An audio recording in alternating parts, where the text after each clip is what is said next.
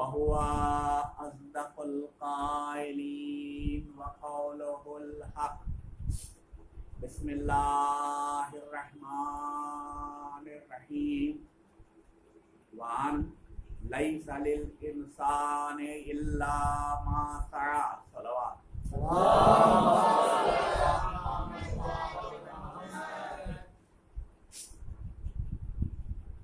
आज पहली मुहर्रम हो गई। तौफीक अल्लाह ने इनायत की कि आप हज़रात के सामने उसके कलाम कुरान सामित और कुरान नातिक दोनों का जिक्र, कुरान और अहले बैत का जिक्र करके कुछ सादत हासिल कर सकूं, कुछ पैगाम पहुंचा सकूं। तो इस सिलसिले में अब की मैंने जिस आया वाफी हिदाया को सरनामा कलाम बनाया वो सूरह वन नज्म की आयत। सूरह वन नज्म बहुत मशहूर और मारूफ सूरा है। मजलिसों में इसके दीगर आयतों के बराबर तलावत होती रही है और उसको तज़किरे करते रहे हैं ज़ाकिरीन। इस आयत पर मैंने कम से कम कोई तज़किरा नहीं सुना। कोशिश करूँगा। अच्छा, अब इस आयत के तर्जुमे पर जब हम जाएंगे तो हम ये पाएंगे कि इसमें जो कलीदी लफ्ज़ है जिसको हम कीवर्ड कहते हैं, इसके इर्द गिर्द इस आयत का पैगाम घूम रहा है, वो है सआ। सीन ऐन छोटी ये और उसके ऊपर अलिफ खड़ा ज़बर सआ। तो इस बार मुहर्रम में मजालिस का उन्वान मैंने करार दिया है सई और सिम। सई और सिम यानी the striving and the direction, अंग्रेजी में उसको कह सकते हैं, हिंदी में कह सकते हैं प्रयास और दिशाएं। प्रयास और दिशाएं तो बहुत सीधा साधा मफ़हूम है इस आयत का कि वहान, और ये कि लैसा लिल इंसान, नहीं है इंसान, इल्ला सिवाय उसके, मा सा जिसकी वो कोशिश करे, जिसकी उसने कोशिश की। अगर लफ्ज़ तर्जुमा किया जाए जिसकी उसने कोशिश की।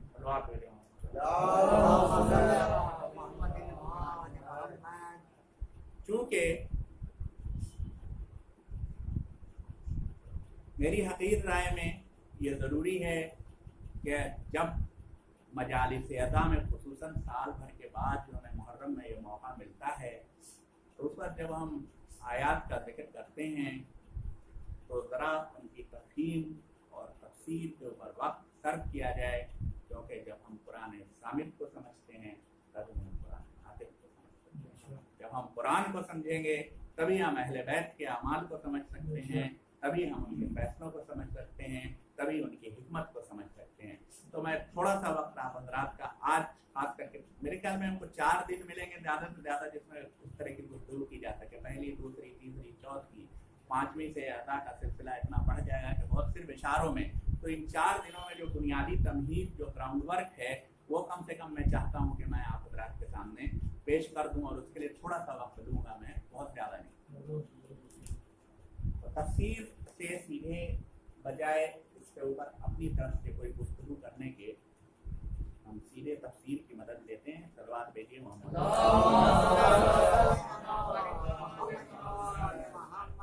मेरे हाथ में तफसीर नमूना की जिल्द 13 है। आयतुल्लाह रुज़मा नासिर मकारिम शिराज़ी की हुई तफसीर है, बहुत मशहूर और मारूफ तफसीर है, बहुत सारी जिल्दों में है। ये तफसीर है, इसमें तफसील के साथ मफ़ाहिम समझाएं। तो जिस आयत का मैंने आपके सामने जिसकी तिलावत की वो 39वीं आयत है वन नज्म, सूरह वन नज्म की 39वीं आयत है। हम लोगों का दस्तूर बन गया है कि हम एक आयत की तलावत कर लेते हैं, बल्कि अक्सर करीम को हमने देखा है कि एक आयत के टुकड़े की एक वक्त तक तलावत करते हैं और उसके ऊपर पूरी गुफ्तगू कर जाते हैं। लेकिन ये मुनासिब नहीं है कि सियाक और सबाक से बाहर करके किसी कलाम के बारे में कोई गुफ्तगू की जाए। तो उससे पहले क्या बात हो रही थी, उसके बाद में क्या बात हो रही थी। और खुसूसन इस आयत के साथ ये है कि इससे पहले की जो आयतें हैं लगातार, उनमें जो आयत है उस पर ला लिखा हुआ है, आयत के निशान पर ला लिखा हुआ है, यानी वहाँ रुकना जायज़ नहीं है। यानी ये एक मुसलसल कलाम है। तो वो मुसलसल कलाम मैं आपके सामने पेश करने की कोशिश करूँगा। वो कलाम यहाँ से शुरू होता है, ये आप 33वीं आयत से देखें इसको। बिस्मिल्लाहिर्रहमानिर्रहीम। अफराइतल्लज़ी तवल्ला, क्या तुमने उस शख्स को देखा जिसने मुंह मोड़ लिया। अफराइतल्लज़ी तवल्ला, क्या ऐ रसूल तुमने उस शख्स को देखा जिसने मुंह मोड़ लिया, रूगर्दानी। व आता कलीलन व अफ्दा, और अपने माल में से थोड़ा सा दिया और ज्यादा को अपने लिए बचा लिया। थोड़ा सा दिया राह खुदा में और ज्यादा को अपने लिए बचा के रख लिया।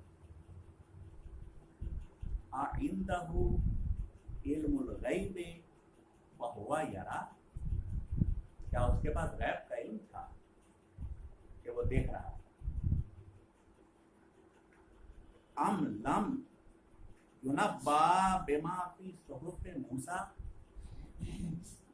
क्या उसको उन बातों की खबर नहीं हुई जो मूसा की किताब में थी। व इब्राहीम अल्लज़ी वफ़्फ़ा, और इब्राहीम की किताबों में वो इब्राहीम जिन्होंने अपनी जिम्मेदारी को पूरा अदा कर, वफ़ा से जिन्होंने वफ़ा की, जिन्होंने अपनी जिम्मेदारियों को पूरी तरह अदा कर लिया। और उसके आगे वही आयत जिन्होंने इसकी तिलावत का शरफ हासिल किया था कि वान, और ये के एंड दैट वान लैसा लिल इंसानि इल्ला मा सआ, और ये इंसान के लिए नहीं है कुछ सिवाय उसके जिसकी उसने सही की। नहीं है कुछ, ताकीद है, सिवाय उसके जिसकी उसने सही की। और अगर जरा ठंडे दिल से कोई भी गौर करेगा तो बड़ी सामने की बात है भाई। अच्छा, इस आयत में कोई इकरार वादा नहीं है, इस आयत का कोई वादा नहीं है। क्या दो बातें होती है ना, पर आ ही जाए अभी कि सही की तो वो चीज मिल ही जाएगी, मिल सकती है, नहीं मिल सकती। आपने सही किस हद तक की है इस पर मुनासर है, सही किस हद तक की है। अभी सही के मानी पर जरा तक हम लोग करेंगे, इस पर मुनासर है। लेकिन जिस चीज की सही की ही नहीं वो हरगिज नहीं मिलेगी। जिस चीज की सही की ही नहीं वो तो हरगिज नहीं मिलेगी। व अन्ना सय्यहा सौफा युरा, और जो उसने सही की जल्दी ही देखेगा नहीं, देखी जाएगी। जो उसने सही की है उसके रिजल्ट जल्दी ही देखे जाएंगे, उसकी सही जल्दी ही देखी जाएगी। तुम्मा युज्ज़ाहुल जज़ाअल औफा, फिर उसको वही वाली वफा आता है, बराबर बराबर से सही सही उसका बदला, उसकी सही का उसको दे दिया जाएगा। सलवात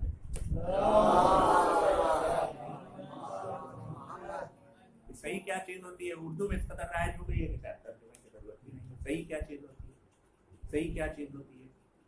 सही हम लोग कहते हैं सख्त कोशिश करने को, किसी चीज के लिए कोशिश भाग दौड़ करने के लिए, और भाग दौड़ ही इसका सही तर्जुमा होगा। क्योंकि सही दर हकीकत तेज तेज कुरान के मफाहिम से अलग अरबी जबान में जो सही का लफ्ज था उसका मफहूम था तेज तेज चलना, दौड़ने से थोड़ा कम, भाग दौड़ करते हुए चलना, दौड़ने से थोड़ा कम वर्ग। तो उसको कहते हैं सही, ठीक है ना, सही, मेहनत करके चलना, भागते भागते चलना, उसको सही कहते हैं। तो अब आइए तफसीर में आयतुल्लाह मकारिम शिराज़ी लिखते हैं, यही बात लिखते हैं कि सा असल में तेजी के साथ रास्ता चलने के मानी में, असल में तेजी के साथ रास्ता चलने के मानी में है जो दौड़ने के मरहले तक ना पहुंचा हो। यानी कई स्टेज होते हैं ना, चलना, जिसको हम लोग यहाँ अपने बिहारी में झटक के चलना कहते हैं, तेज तेज चलना, बहुत तेजी से चलना है ना, जल्दी में चलना किसी चीज के लिए, और दौड़ने लगना। तो दौड़ने के मरहले तक ना पहुंचा हो मगर आप तेजी से चल रहे हो तो उसको कहेंगे सही। इसीलिए हज में सही की जाती है, याद में जो हजरत हाजरा ने सही की थी, काहे के लिए, पानी तलाश करने के लिए, तेजी से इधर से उधर उधर से उधर जा रही थी, तो उसकी उस सुन्नत को बरकरार रखते हुए, याद मनाते हुए आज हर हाली सही करता है। लेकिन आमतौर पर यह लफ्ज सही और कोशिश के मानी में इस्तेमाल होता है, क्योंकि कामों में सही और कोशिश के वक्त इंसान तेज हरकत अंजाम देता है, चाहे वो नेक काम हो या बुरा हो। तो सही सिर्फ सही की बात है, यहाँ नेक बद की बात कुछ नहीं की गई है। यहाँ तो है कि जो आप कीजिएगा, जिस चीज के लिए आपने भाग दौड़ की, अपनी जिंदगी का वक्त जिस चीज पे गुजारा, जिसके लिए आपने एक्सर्ट किया जिसको कहते हैं, जिसके लिए आपने मेहनत की, जिसके लिए आपने तगोदो की, वो चीज ही आपको वही चीज देखी जाएगी और उसके अलावा आपकी कोई जगह नहीं। इंसान तकरीबन इसका तर्जुमा क्या रखा है, हरगिज नहीं मिलेगा इंसान सिवाय उसके कि जिसकी उसने तगोदो की हो। सलवात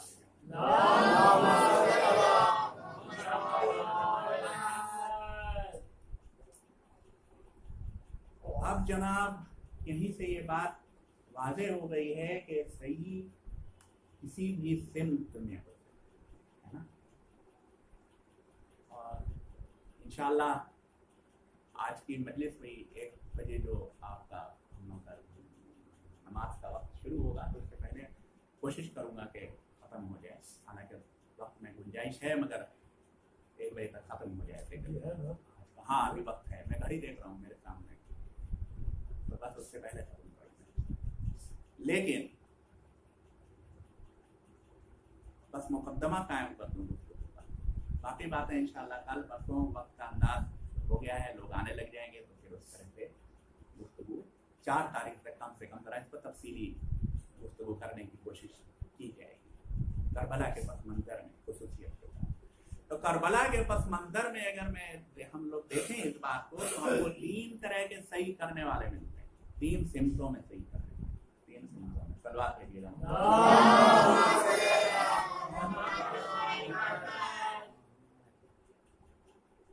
एक सही की है अमीर शाम ने, सही की है, बहुत तगोदौड़ की है, भाग दौड़ की है ना, भाग दौड़ की है। अब उसको वही मिलेगा जिसकी उसने भाग दौड़ की है, दूसरे की उम्मीद करने की कोई जरूरत नहीं है, साफ इनकार है, नहीं मिलेगा, नहीं मिलेगा, है ना। एक सही कर रहे हैं हुसैन इब्ने अली और उनके साथ वाले, ठीक है।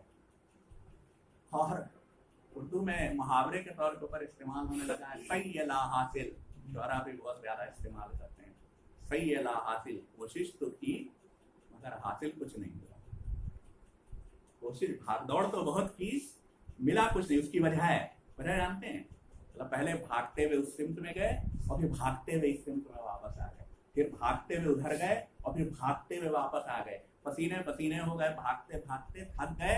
इसमें कोई शक नहीं है कि खूब सही की है, खूब भागे हैं, खूब भाग दौड़ की है। अब भाग दौड़ तो की है, किसी सिमत में की नहीं, किसी सिमत में की नहीं है, तो ना ये मिलेगा ना वो मिलेगा, नतीजा कुछ नहीं होगा, निकलेगा नतीजा 0।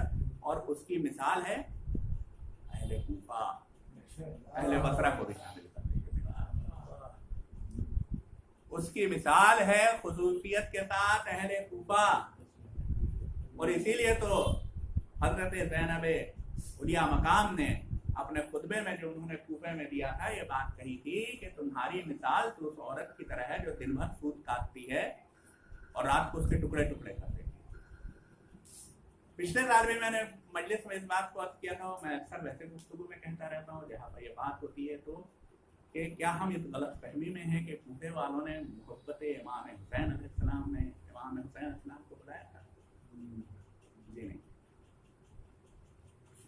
जी हर आज वक्त नहीं है, कल इंशाल्लाह, कल मैं बात यहीं से कल या परसों से, कल थोड़ा सा सवाल लफ्ज़ और कहाँ कहाँ कुरान में इस्तेमाल हुआ है उस पर भी हम लोग नज़र डाल लेंगे और उसके बाद ये देखेंगे कि कूफे वालों ने जो इमाम हुसैन अलैहिस्सलाम को बुलाया था तो उनके बुलाने की वजह क्या हम मालूम कर सकते हैं? ये मालूम हो जाएगी किस बात से, किस चीज़ से? उस खत से जो उन्होंने मांगा,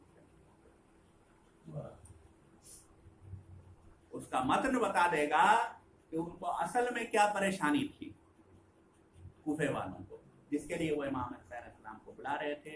तो ये पता चल जाएगा। खैर बहरहाल ये गुफ्तगू बाद में होगी, मैंने कहा आज सिर्फ मुकदमा कायम करना है, आज सिर्फ उसका प्रीफेस एब्स्ट्रैक्ट जिसको हम कहते हैं वो बताना है कि इस सिलसिले में जो गुफ्तगू होगी उसमें हम लोग क्या गुफ्तगू करेंगे। तो हम लोग किन बातों पर पहुँचे? पहले हम इस बात पर पहुँचे कि कोई शख्स किसी दूसरे शख्स का बोझ नहीं है। उसकी तफसील शान नुज़ूल लिखी हुई है कि ये क्यों आयत कब आई थी, शान नुज़ूल मौजूद। कोई शख्स किसी दूसरे शख्स का बोझ नहीं उठाएगा और इसकी शान नुज़ूल में यही है कि एक शख्स से दूसरे ने कहा कि तुम क्यों अपना माल बर्बाद किए दे रहे हो खामखा। उसने कहा कि भाई हमारी बात समझ में आ गई है, मोहम्मद रसूलुल्लाह सल्लल्लाहु अलैहि वसल्लम,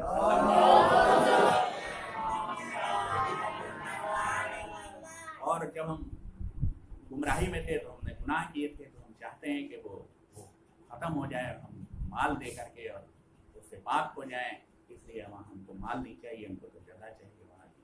कहने वाले ने कहा क्यों परेशान, थोड़ा सा माल हमको दे दो, हमें दे दो, उसके एवज में हम तुमसे मुआहिदा कर रहे हैं। बाकायदा मुआहिदा किया था गवाहों समय, उसके एवज में हम तुमसे मुआहिदा कर रहे हैं कि क़यामत के दिन अगर तुम्हारे दिन में कुछ गुनाह हुए तो वो सब हम ले लेंगे। मुआहिदा हो गया और इसी पर ये आयत नाज़िल हुई थी। क्या पढ़ा नहीं तौरात में क्या था पता नहीं है क्या, इब्राहिम ने क्या कहा, कोई किसी दूसरे का के बोझ उठा के नहीं चल सकेगा। अब ये खुद एक बड़ा तफसील तलब मसला है कि कोई इसमें इस तरह से कैसे कैसे लोग गुमराह होते रहे हैं और होते रहेंगे। सलवात करें।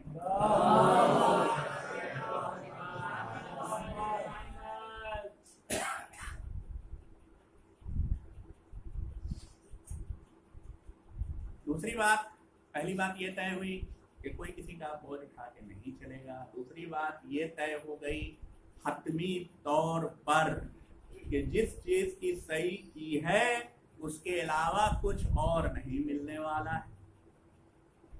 हुर ने जो सही की वो हुर को मिला, पिसरे साद ने जो सही की उसके अलावा उसको कुछ नहीं मिला। इत्तेफाक से जिस चीज की सही कर रहा था वो भी नहीं, इत्तेफाक से जिस चीज के लिए सही कर रहा था वो भी, इसीलिए मतलब हिकमत देखिएगा, कुरान में ये नहीं कहा गया कि जो सही करोगे वो मिलेगा। ये कहा जा सकता था ना कि जो सही करोगे वही मिलेगा, ये नहीं कहा गया है। कहा यह गया है कि जो सही करोगे उसके अलावा दूसरे की उम्मीद मत रख लेना कहीं कि कुछ और मिल जाएगा, कुछ नहीं मिलेगा दूसरा। सलवात करिए मोहम्मद।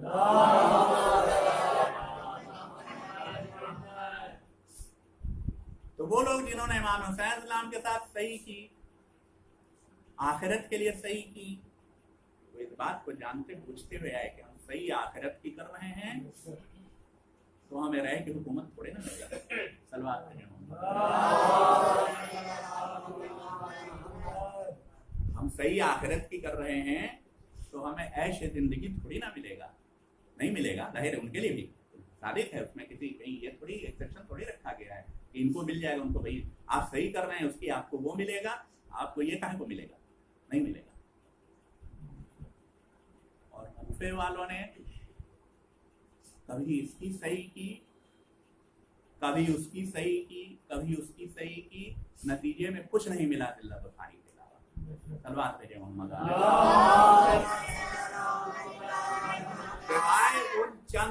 के कि जो या तो इमाम हुसैन सलाम के साथ चले आए और शहीद हुए, या उनके साथ होने की वजह से कैद व बंद के मुश्किलात झेली और बाद में इंतकाम हुसैन के सिलसिले में शहीद हो गए। उनके अलावा आम तौर पर खूबी थे, उनके किस्मत में कुछ भी नहीं रहा।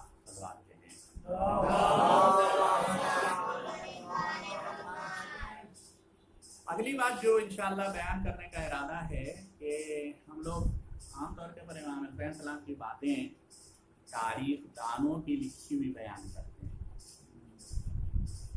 जो तारीख दानों ने जो उनके ऊपर तबसरे किए हैं या जो मकातिल में जो तबसरे हुए हैं, जो बातें लिखी हुई हैं, वो बयान करते हैं। जरा कोशिश करेंगे कि खुद इमाम हुसैन अलैहिस्सलाम की ये सही किन मराहिल से गुजरी है और उन्होंने इस दौरान में लोगों से क्या क्या बातें की, उन्होंने खुद जो बातें की हैं लोगों से, या खुद जो उनके फिक्रे हैं इस मरहले के लिए, और खुद जो उनके मकतूब हैं, जो उन्होंने खुदूत लिखे हैं वो हैं, तो उनसे हम कोई नतीजा अखज़ कर सकते हैं कि नहीं कर सकते हैं, तो इस पर इंशाअल्लाह बात करेंगे। और हकीकत ये है कि ये सही शुरू हो गई थी ज़ाहिर बज़ाहिर उस रोज़ से कि जब यजीद की बैत का पैगाम मदीने में इमाम हुसैन नहीं बल्कि और पहले से, हम सिर्फ इमाम हुसैन के नबी अगर बात करें तो और पहले से, यानी इमाम हसन अलैहिस्सलाम की शहादत के बाद से आपकी सही चल रही है। सही के मुख्तलिफ मराहिल होते हैं, सही के मुख्तलिफ अंदाज होते हैं। सही कभी खामोश होकर की जाती है, सही कभी बोल के की जाती है, सही कभी सुलह करके की जाती है, सही कभी दिफा करके की जाती है, सही कभी जंग करके की जाती है। तो इन तमाम मुख्तलिफ मराहिल में इमाम हुसैन सलाम की सही और जो लोग उनके साथ आए और बहुत से लोग थे कि जिन्होंने उनको मुख्तलिफ किस्म के मशवरे दिए। तो इन बातों के ऊपर हम लोग शुरू करेंगे इंशाअल्लाह। थोड़ा आगे बढ़ करके कल इरादा ये है कि और लफ्ज़ कहाँ कहाँ कुरान में इस्तेमाल है। इसी सिलसिले में अगर हम हुसैन वालों की सही की तरफ देखते हैं तो इसकी शुरुआत सबसे पहले किससे होती है? हज़रत मुस्लिम से। हज़रत मुस्लिम इब्न अकील, किसी ने खूब कहा है कि हकीकत यह है कि इस्लाम को खून का हथियार जितना औलाद अबू तालिब ने दिया है जितना किसी और ने नहीं दिया है। इस्लाम की रगों में जो खून दौड़ रहा है वो सिर्फ और सिर्फ औलाद अबू तालिब का है। वाक़यात आप हज़रात के सामने हैं।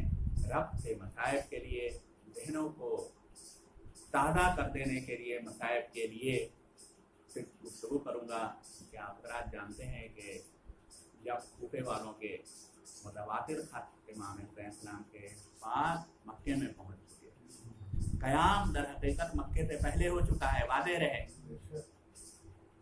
क़याम मक्के से पहले हो चुका है इमाम हुसैन इस्लाम का।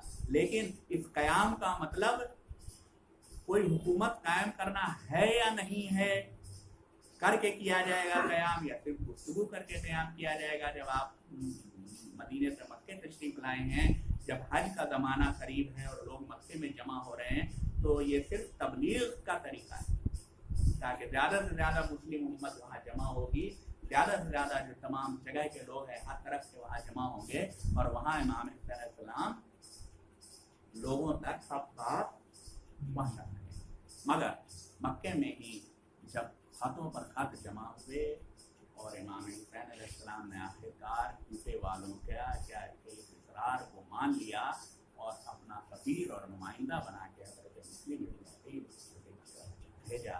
तो मैंने अभी आपसे कहा था, किया था कि कूफे वालों की सही के ऊपर खुसूसियत से नज़र रखने की जरूरत है। सही उन्होंने भी की थी, बुलाया था भाई, भेज भेज के बुलाया था लोगों को, अपने सफीर भेज भेज के बुलाया था। तो हज़रत हज़रत मुस्लिम तशरीफ़ ले गए थे।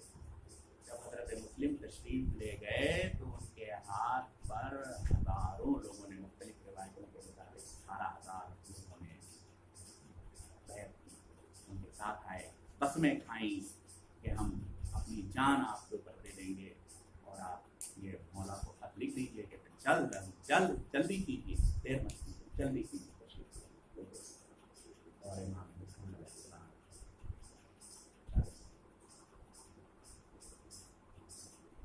कहते हैं कि ये वही दिन था कि जब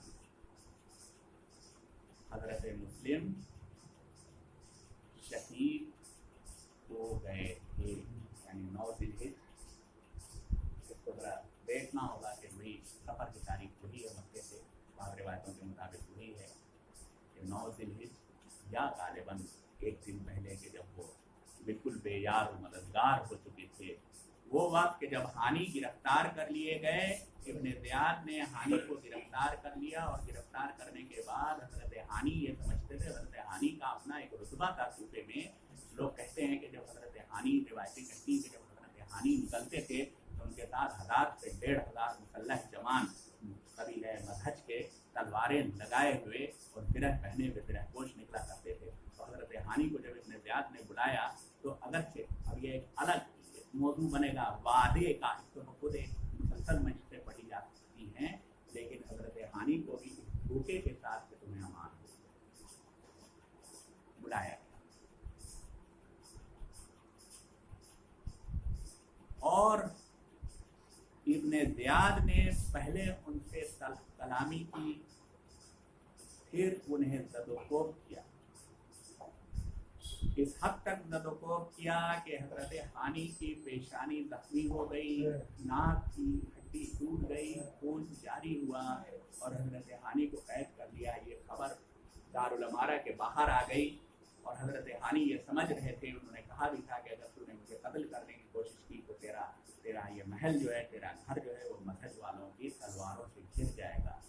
मजहज वाले जमा हुए, कबीले मजहज वाले। इब्न ज़ियाद ने काजी शुरैह को भेजा कि वो जाके देखे कि हानी जिंदा हैं और जा करके ये खबर सुना दे कि हानी जिंदा है। देखिए ऐसी मक्कारियाँ हुआ करती हैं और किस तरह से लोग दिखते हैं, ज़मीर दिखते हैं। क्योंकि हज़रत हानी ने शोर सुनने के बाद जब शुरैह उनके पास गए थे तो शुरैह से कहा था कि अगर ये मजहज वाले हैं तो इनसे जाके कह दो कि मैं इस मुसीबत में हूँ और वो मुझे आज़ाद करा दें, और अगर 10 भी आ गए अंदर तो वो मुझे आज़ाद करा लेंगे।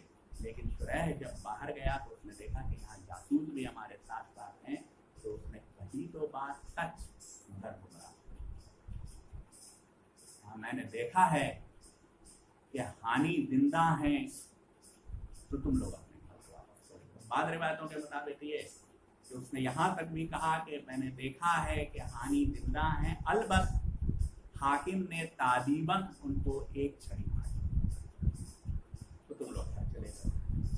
और वो सारे का सारा मजमा लौट गया, सारे का सारा मजमा वहाँ से लौट गया। और तब इब्न ज़ियाद ने फिर से जो वहाँ के कूफे के जिन लोगों को, खास लोगों को जमा करके रखा था अपने साथ, उनको भेजा कि वो अपने अपने कबीले में जाएं और यजीद के दाग से डराएं और मुस्लिम से लोगों को बरगश्ता करें। और वाह हसरता, वाह मुसीबता, वाह गुरबता, कि एक एक करके लोग दूर होते गए और कहते हैं कि जब मुस्लिम नमाज पढ़ के मुड़े तो सिर्फ 10 लोग थे और जब चले तो दरवाजे से बाहर आने के बाद जब घूम के देखा तो उनके साथ एक भी नहीं था। गरीब व बेदयार मुस्लिम अपना घोड़ा छोड़ा, पैदल कूफे की गलियों में इधर से उधर घूमते फिरे, यहाँ तक के तौआ के घर पर थक के बैठ गए। तौआ ने कहा, ऐ मर्द मोमिन, क्या कोई हाजत है? मुस्लिम ने फरमाया, प्यास लगी है। प्यास लगी है, पानी पिला सकती हूँ क्या है बिना? मुस्लिम, अभी वो वक्त नहीं आया है कि पानी मांगने पर तीर चलाए जाए। तो आ गई, पानी पिलाया। मुस्तफा जब बर्तन रख करके घर में फिर वापस आई तो देखा कि वो जवान वही मौजूद है। कहा, भाई तुम अपने घर क्यों नहीं चले जाते? आज दिन बहुत बुरा शुभ है। मुस्लिम ने कहा, घर होता तो जाता, मेरा घर कहाँ है? मैं तो मुस्लिम इब्ने अकील हूँ। तो आपने घर में ले आई, एक अलग कमरे में आपके ठहरने का इंतजाम किया। वह गुजरा, उसका एक बेटा वह घर में आया और जब उसने माँ की यह हालत देखी तो उसने पूछा कि ये क्या बात है कि आप बार बार इस हुजरे में जा रही हैं, बार बार इस हुजरे में जा रही हैं? तो ने उसको कसमें दी कि किसी को ना बताए और उस पर यह बात बता दी कि मुस्लिम मेहमान है। वो उस वक्त चुप रहा मगर उठ के चला गया और अशफ के पोते से, मोहम्मद बिन अशफ के बेटे से उसने सारा मामले का जिक्र कर दिया। और मोहम्मद इब्ने अशफ ने जाके इब्ने ज़ियाद से कह दिया कि वो हमारे ही किंदी घरों के में से एक घर में मुस्लिम पनाहुद्दीन है। इब्ने ज़ियाद ने मोहम्मद इब्ने अशफ को सवारों के साथ भेजा, मुस्लिम को असीर करके लाए। जब मुस्लिम ने सुबह की नमाज के बाद घोड़ों के काबों की आवाजें सुनी तो घर से निकल आए कि मुझे डर है कि ये लोग तेरे घर में चले आएंगे और तेरी हतके हुर्मत होगी। मुस्लिम, आप करबला में कहाँ होंगे जब खैमे चल रहे होंगे? अशिया घर में आ जाएंगे। रद्दो बदल हुई, फिर वही झूठा वादा, मुस्लिम अमान का वादा है। मुस्लिम आए, 10 बाजू गिरफ्तार आए, दारुल अमारा में आए। इब्ने ज़ियाद को सलाम नहीं किया, कहते हैं मेरा अमीर ये नहीं है, मेरा अमीर तो रास्ते में है। इब्ने ज़ियाद ने आपके कत्ल का हुक्म दिया।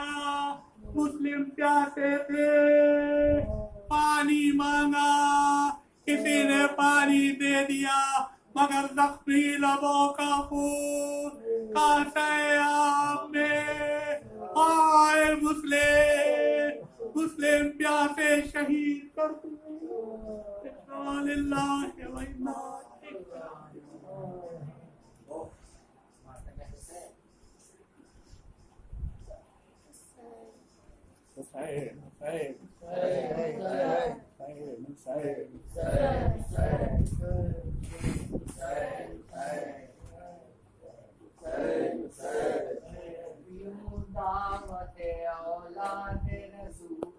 मदनी हो,